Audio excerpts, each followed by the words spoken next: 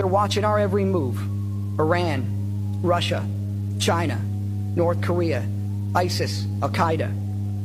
They may be watching this right now. Our military should not be mistaken for a cable news gabfest show. We don't care what you look like. We don't care who you voted for, who you worship, what you worship, who you love. It doesn't matter if your dad left you millions when he died or if you knew who your father was. We have been honed into a machine of lethal moving parts that you would be wise to avoid if you know what's good for you. We will not be intimidated. We will not back down. We've seen war. We don't want war. But if you want war with the United States of America, there's one thing I could promise you, so help me God. Someone else will raise your sons and daughters. Yes, oli ku UB Update TV kosinzira bango tuwuliriza. Omusajja avuddeyo n'ateeka okulabula. N'agamba oba gwani kasita oneekika mu kkubo lyaffe. Tujja kukakasa ffe baani. Era famire yo oba abaana bo ekijja okutuukako bajja kubeerako ne babakuza, bajja funa abakuza. Bino nno ebigambo ebyo bigenza okwogerwa nga America, US efulumiza kye bayita press release. Nga nno press release egenda eri eggwanga erya Rwanda, era wenjogerera po Kagame kandibanga kaweddemu. Njikira omusajja azza Alajjana. Jema begakawo twamulaba nga alajjanira senator wa ggwanga erya US. Agende maaso n'okumuggyako a sanctions ze baali bamutaddeko enkuyanja. Naye tetwalaba action yagenda maaso mu nsonga eno. Wabula olunaku olwaleero ng'ennaku z'omwezi 2 omwezi gwe tulimu ogwokusatu omwaka 2026 waliwo press release ereleasingiddwa okuva mu website okuva mu ggwanga erya US ng'egamba the treasury ng'egamba ekiwandiiko kino ekifulumye the treasury sanctions eri eggwanga erya Rwanda ze zifulumye mu kaseera kano era kati wenjogerera po Kagame yandibanga ali mu kusattira. Treasury sanctions Rwanda officials condemns blatant violations of Washington peace accords. Kyekiwandiiko ekito ekisoma era bakiwandiise nga bagezaako kisindikira eggwanga erya Rwanda. Bongedde okumuteekako sanctions endala byabadde akaaba abadde akaabya kajanja. Jukira enfunda nyingi po Kagame bazze bamugamba ajje amajeege mu Democratic Republic of Congo n'alema. Kati abasajja basazeewo okugenda mu maaso n'omusanctioninga. Era birungi si birungi eri eggwanga lya Rwanda. Nagambya sanctions zino zimukosezza ddala nnyo, zikosezza eggwanga lye era zizizza eggwanga lye emabega. Kubanga buli bagenda mu maaso n'omusanctioninga bamusalako foreign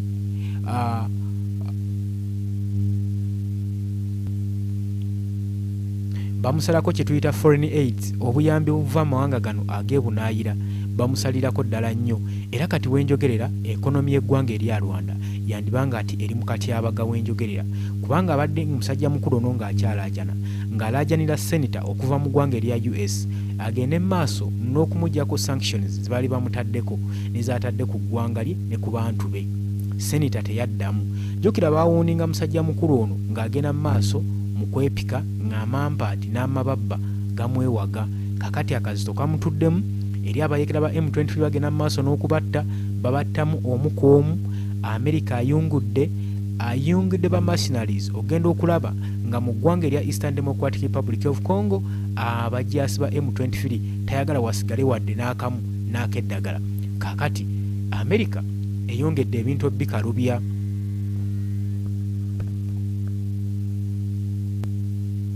America ebintu eyongedde bikalubya. Efulumizza sanctions empya ku ggwanga erya Rwanda. Era nga zisoma ziti sanction support peace in the Democratic Republic of Congo. The sanctions zino zibamutaddeko zigendereddwamu eri ebigenda maaso mu Democratic Republic of Congo. Paul Kagame byagenda maaso n'okuzannya eyo mu Eastern Democratic Republic of Congo. Bamugamba tukulaba era bino byonna wadde osirise obyeganye neffe tukimanyi nti nno byonna bisinziirira ku ggwe. Omumerika waatyo wagamba ng'agamba mutusonyieko kati myaka akayiseemu ng'agamba nti no sanction support peace in the Democratic Republic of Congo. Sanctions zino zigendereddwamu mu eddembe erigenda maaso mu Democratic Republic of Congo. Washington era ng'ebbaluwa enesomawo eti today the US Department of the Treasury Office of Foreign Assets Control imposed sanctions on the Rwanda Defense Force, the military of Rwanda, and 4 of its senior officers. Nga bagamba nti ekiwandiiko kino kifulumiziddwa okuva mu US Department of Treasury Office eri mu Foreign Assets egenda maaso n'okukwasaganya assets eziri ebunaayira nga yegenda maaso n'okubanga ezicontrollinga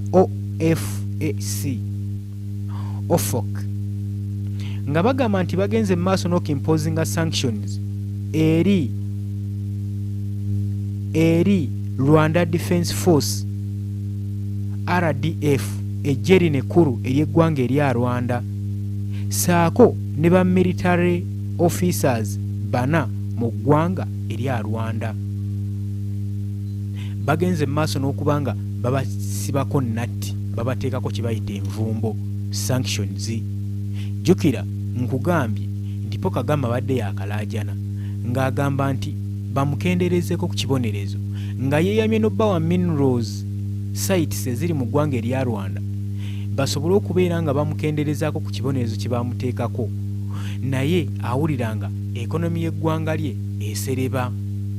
Kakati amawulire agavaayo galaga nti bongedde omuteekako sanctions gwe mukwano gwange ali eyampuliza. The RDF is actively supporting, training and fighting alongside the March 2023 movement M23 nga bagamba nti amagye gano aga Rwanda gagenda maaso n'okusupportinga saako n'okutraininga saako n'okulwana wamu n'amagye g'abannaffe abayeekera ba M23 mu ggwanga erya Democratic Republic of Congo. As USA and United Nations UN sanctioned armed group responsible for human rights abuses and a massive displacement crisis in the Democratic Republic of Congo. Nga bagamba nti United Nations UN esanctioninze akabinja ak'obulabe akali mu buvunaanyizibwa bw'okuvvoola eddembe ly'obuntu saako n'ogenda maaso n'okubuzaawo abantu nga bagenda maaso n'okudduka mu bitundu byabwe mwe bazaaliddwa oba mwe bayina okubeera nga responsibility omuntu mu kitundu mwasangibwa mu Democratic Republic of Congo. Era bagamba the RDF has supported M23 as it seized territory in Eastern Democratic Republic of Congo. Bagamba amagye g'eggwanga lino erya Rwanda gagenda maaso n'okusupportinga abayeekera bano ba M23 mu territory eza Eastern Democratic Republic of Congo eyo mu buvanjuba bw'eggwanga erya DRC. Era kino tebalina kyegaana okusinziira ku investigation UN zeekoze kino ekyambise bulungi nnyo nga bagamba nti Rwanda Paul Kagame yakiri mu ntambo era yakiri emabega waakyo. Era nga bagamba M23 offensive would not bagamba including the provincial capital Goma and Bukavu inti ng'ogasseeko ekibuga ekya Goma saako ne Bukavu bano bagenda maaso n'okusiisiramu abayeekera ba M23 nga basupportingiddwa amagye g'eggwanga erya Rwanda. Along with strategic mining site in eastern DRC. Inti olunga mwe bagasse ne sites ez'ebyobugagga mu buvanjuba bwa DRC. Bino nno bye bakusomera bye bikulaga lwaki bamutaddeko sanctions era bamulanga ki waki bagenda maaso n'omutuuzaako akazito kakati nno bino bibalanga Paul Kagame ow'e Rwanda ogenda maaso n'okusupportinga abayeekera ba M23 kyokka nga Donald Trump eri yali yakola dda omukago n'abantu bano. M23 offensive would not have been possible without the active support.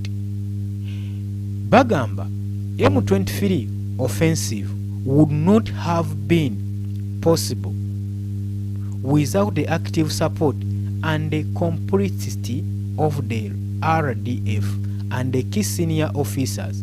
Inti singa amagye gano agabayeekera ba M23 gandibadde gasobokera ddala bulungi nnyo, bandibadde tebalina offensive ey'amaanyi singa gaali tegayambibwako n'aba officers okuva mu gye ekkulu erya Rwanda.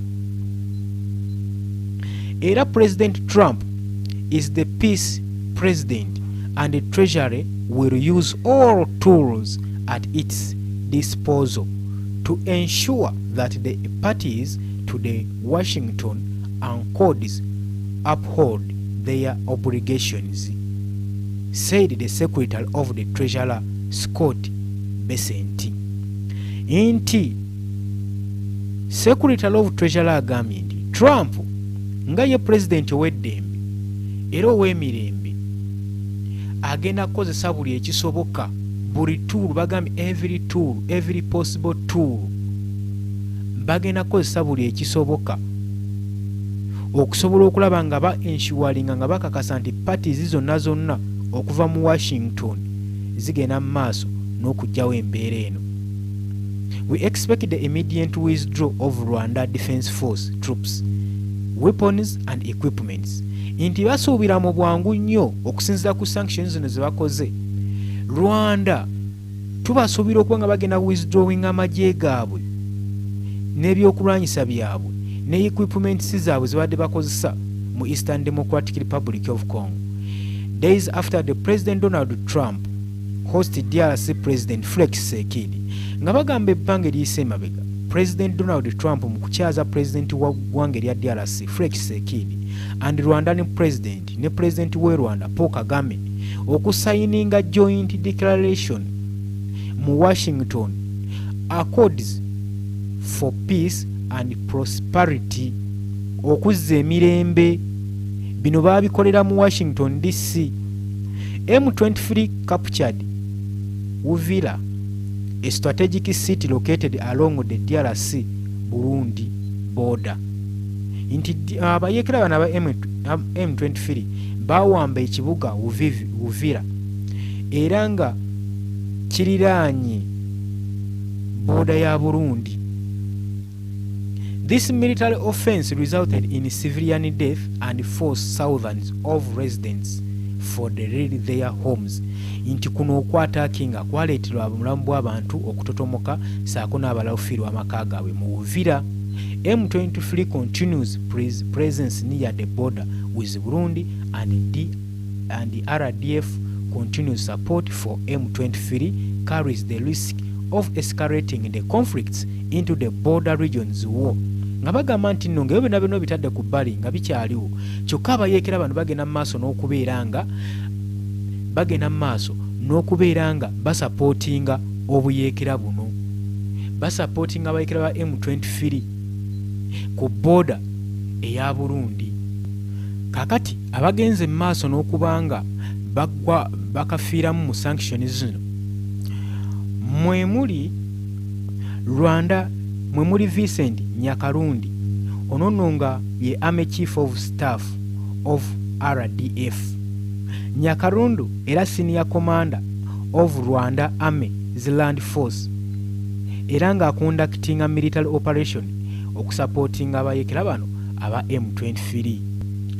mulimu Mubaraka Muganga, Rwanda Nation, ono nga ye RDF Chief of Defense Staff before being appointed to their role in June 2023.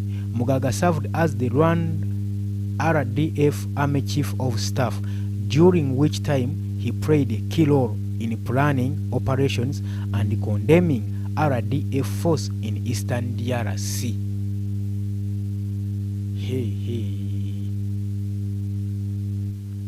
Kakati bagenda maaso n'otugamba nti bano bagenze maaso n'okuba nga basanctioningibwa mu ggwanga erya Rwanda mwe Mululuki Karusisi Rwanda National era nga Major General era Commander mu ggye ekkulu erya Rwanda mu 50th Infantry Division era emabega kaawo yakola operation mu Operation Force Command era na oversaw military operation okusupportinga M23 n'agenda maaso n'okusupportinga abayekera bano aba M23. Sitanis Gashag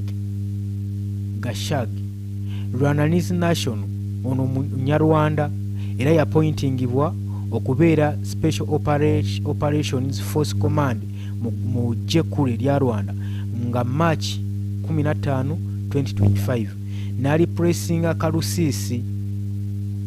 RDF eno nga yaregisteringibwa ne Partial Executive Order EO era bano be bamu ku babadde bagenda maaso kigambibwa n'okuba nga baliisa eggwanga erya Democratic Republic of Congo akakanja. Oli ku Yugi Update Civic since the bango otuwuliriza kakati bano bonna US ekugamba yabataddeko dda sanctions tiwali kigenda gena maaso era nga ano bagamba as a result of today's sanction all property and interest in property of the designated or blocked personnel described above that are in the United States or in the possession or control of US person are blocked and must be reported to OFAC AFSC. Inti zonna properties zino zibakoze, sanctions zino zibakoze, actions ezigenda otekingibwa, properties zonna abasajja bano zibayinamu interest ziblokingiddwa mu United States of America era nezo ziri mu mawanga United States of America zisobola okuteekako control zonna ziblokingiddwa. In addition, any entity that are owned direct or indirect individual or in the aggregate 50% of more by one of more blocked person are also blocked. Enti nebyo bennyini ebyase kinnoomu bye babadde bayina ebintu byabwe nga biwiningwa by sekinnoomu mu 50% nabyo biblokingiddwa nti oba ono abadde ayinayo akantu ke babeerayo ne buside business bonna bublokingiddwa unless authorized by the general of specific license issued by the AFC. Nti okujjako nga bafunye license ebawo omwaganya okuva mu Africa naye otherwise bino byonna generally biri prohibited ne sanctions okuva mu ggwanga erya US. Kakati kyekyo kituuse ku ggwanga erya Rwanda. Tujja kuba nga twongera okubawa ku information akirawo wano naye engeri y'obudde gye butukutte mutukkirize tukome wano. Obadde oli ku Yugi Update CV nyongera okujjukizaamu nabagambye edda natadde ennyamba yange mu comment section abaagala tusonderako ku byuma byaffe mu yabitawukako audio yaffe si nnungi olwa system gye tuyina enkadde so twetagayo ka fundraisation tusobole okubeera nga tufuna ku new system empya tusobole okuba nga tubaweereza mu mpeereza ennungi. Mbaagala nnyo mweraba.